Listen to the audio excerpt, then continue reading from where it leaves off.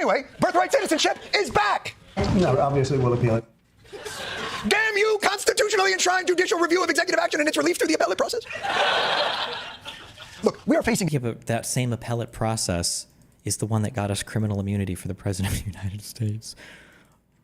I mean, like, this is the Supreme Court that you're going to champion? That same appellate process review is also what got rid of our abortion protections in the United States as well. But I mean, okay, good memes, I guess. A deluge of these executive actions. And certainly we must be prepared for those most vulnerable to the consequences of these actions. But the "this is all fascist" argument has become almost a reflex for the left. I know that we don't like to talk about this because Republicans have gaslit you into thinking that the character of the president also doesn't matter. But the president is like the leader, the spiritual leader of your country. Like, not only does he in a real way impact legislative agendas, because he'll work with his party and he'll champion things, and he's got his bully pulpit to make sure that people fall in line with the party. The president also is supposed to represent like all of the American citizens. If you have a president trying to pass an executive order saying, by the way, no more birthright citizenship for you motherfuckers, what kind of message does that send to your people, right? You know that that's going to be a policy aim of the administration, even if the Supreme Court does block this EO, even if they block one or two laws that come from Congress. But like, just knowing that...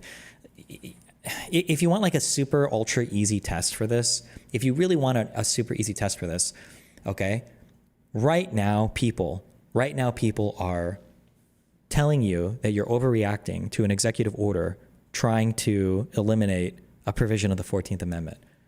If you're thinking of this as an overreaction, I want you to imagine for 1 microsecond, okay? If you wanted to see 30 million people dead in this country, imagine if on his first day in office, Obama were to sign an executive order saying that he was banning U.S. citizens from owning personal weapons. And imagine, like, you're off to the races. Imagine what the conservative response would have been. Could you imagine Rush Limbaugh, Sean Hannity, Glenn Beck, all these guys? Well, hold on, guys. We have the appellate review process. Clearly, these executive orders, these executive actions won't stand. I'm sure we'll be fine. Ha ha ha ha ha. Like, Pol Pot. Now look, I have a lot of fear that as this term goes on, things are going to get a little fascisty. And we must be vigilant. But part of vigilance is discernment. Republicans control the House, the Senate, the executive, and the judiciary. And just about every move that has been made till this point, we have granted them electorally. It's our fault. And the constant yes, it's just our fault. And the constant drumbeat of encroaching fascism will erode the credibility we will need if, hopefully if, and not when. I wonder how you figure out where to fall on the spectrum, because there are people that are to the left of me that got mad at me 8 years ago for saying, well, hold on, not fascism. I'm easily at the point now where I'm like, we're into it now. And Stewart is still like, well, hold on, let's give it another 2 terms of MAGA, I guess. I don't know. I also say this in other words where, what did I say? That for any reasonable person, even me, like Trump's first term, nobody thought it was going to be as bad as it was. Like, sure, we were like, oh God, this is horrible, what's going to happen? But nobody really thought it would be as fucked as it ended up being. This is a good post. If I told you on November 1st, 2020 that 1, Donald Trump would lose the election. 2, attempt a violent coup. 3, hundreds of people would be convicted of committing violence on his behalf. 4, the Supreme Court would invent a writ of criminal immunity to indemnify this coup attempt. 5, Trump would win a second term in 2024 with even fuller backing from the Republican Party. 6, he'd make a weakened Fox News anchor Secretary of Defense and America's most prominent anti-vaccine advocate Secretary of the Health and Human Services Department. He'd free every single insurrectionist from his coup attempt, and he'd pull security protection from 2 of his former advisors in such a manner as to practically invite the Iranian government to assassinate them. You wouldn't have believed any of that, and yet here we are. You have to be mindful of this pattern because it's played out over and over and over again. It's where you tell a conservative, like, you guys are going to do X, and they go, he would never do X, and then they do X, and then you go, you guys did X, and like, yeah, so who cares? It's not even a big deal. Like, and then I feel like we've been playing this game for like 5 years now. How many people, I'm sure we've even watched Tim Pool say it. I feel like I've seen him say it multiple times. Trump's not going to pardon every J6er. He won't pardon the violent offenders, just the people who were just walking there. Trump won't pardon the people that attacked cops. Trump pardoned the people convicted of seditious conspiracy, by the way. Like, Trump pardoned the people that did worse than violent crime. And where is the conservative outrage? And this is what I was actually saying yesterday, where I said your big issue is that there is no limiting principle on what Trump can do. Trump could speak into power or existence or order anything, and I think MAGA would support it. I don't know what Trump could do right now where MAGA would be like, whoa, hold on. That's a little bit too far, buddy. Like the confirmation process. Despite claims of meritocracy, Trump has put forth some of the least LinkedIn people you could imagine. I don't know what responsible hiring process you can create that looks at this. I'm going to get another refill. Hold on. I feel good. You know, I'm just adding a little bit of extra. It's already in there anyway. What do we care? Down goes Seth. Duncan Dad on New Year's Eve. Who's that guy? I want him leading defense. And how did this individual, who has never so much as successfully managed a Waffle House pop-up, gonna run the 3 million people Department of Defense? But he wasn't foisted upon us by a dictator. There was no authoritarian end run, no royal edicts. This shit happened to us as designed, advised, but mostly consent. Passed through the Armed Services Committee, put through a Senate vote. 3 Republicans, of course, made a show of it. Yeah, this is like even with my super limited knowledge of like World War II, like every dictator doesn't come up through like violent revolution, like violent military action. Like a lot of it is a slow erosion of your democratic norms and processes. No, Hitler literally won less than 30% and intimidated his way into power. Well, they had a parliamentary system, no? What do you think you're proving by saying that?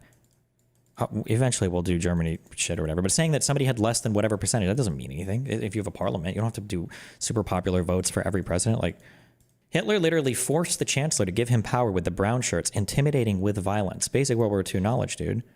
Oh, you're saying that Hitler used sycophantic followers to engage in acts of violence to force people to give more power to him? Okay, that's wild.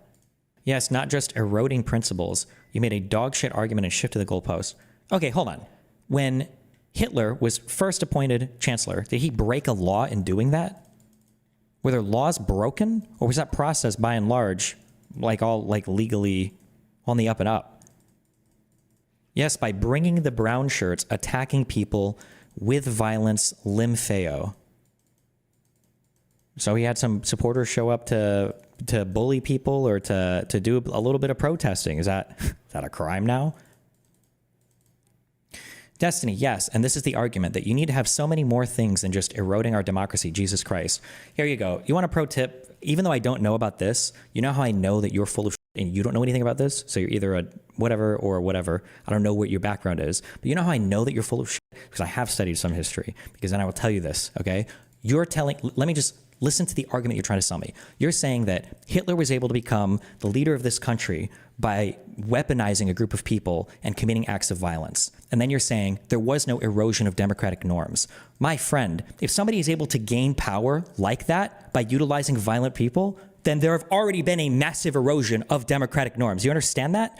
It's like when people have this poor understanding of history, they think a coup is when a country comes in and there's a super popular leader who's got 80% of the population supporting him, and then somehow just some other leader wins an election. It's not usually how it works. There's usually competing factions that are all nobody has a majority of the popularity, and then somebody comes in and they put their thumb on the scale. Like the idea that no, democratically everything was going perfectly fine, and then the brown shirt showed up, and who knows? Bullshit. I don't think so. Your argument was a fascist will take power without violence and instead democratic limpheo. Come on, shifting again. This is good one. Nice troll. Good troll.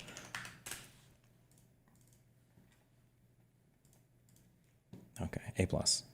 A+ time diversion. How do you know me? Oh, weren't you in Goodfellas? No, you're Dr. Bell. I know that little egghead anywhere. Little bald mustache, southern drawl. What do you know that? How do you know me? That picture. I guess Dr. Phil finally cashed someone outside.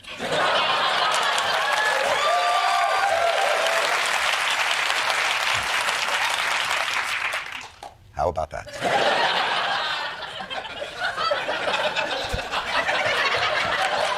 Hey, no. Let me finish.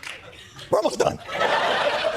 Look, the Trump administration was clearly ready for this. It was almost as though they had some project for what they might do in 2025. And they're so emboldened, they're not even stopping on American shores. The president said he thought more than 1 million Palestinians in Gaza could be moved to nearby Arab countries. What the f***? He's so emboldened, he wants to start deporting people from other people's countries. Meanwhile, Dr. Phil will be down in Gaza. How you know me? How you know me, sir? Habibi, I don't have a television. I don't know you. I don't know, Habibi. Look, I really hope the Democrats figure out a way to contain this guy. The question is probably not, how dare he, though? The question should be, what are you learning from this? How would you use this power? What's your contract with America? Democrats, exist outside of him. Tell people what you would do with the power that Trump is wielding, and then convince us to give that power to you as soon as possible. That's the goal. It's enough with the, he's a Hitler, he's a thing, stop doing it, that's terrible. What would you do? It's not about that doesn't matter what you do. The American people have already proved they don't give a fuck what you do. It's how you message about it. What they really need to do is they need to find the most epic, hilarious fucking dude ever, okay? Like Shane Gillis for fucking president or some stupid shit like that. That's what you actually have to do, because in terms of like actual legislation, policy, boring, stupid, lame, no one gives a fuck. It's all about the messaging. And Republicans just dominate the sloganeering and the quips and the short form content and the I think the term I've heard is attention economy is just absolutely captured by conservative messaging right now.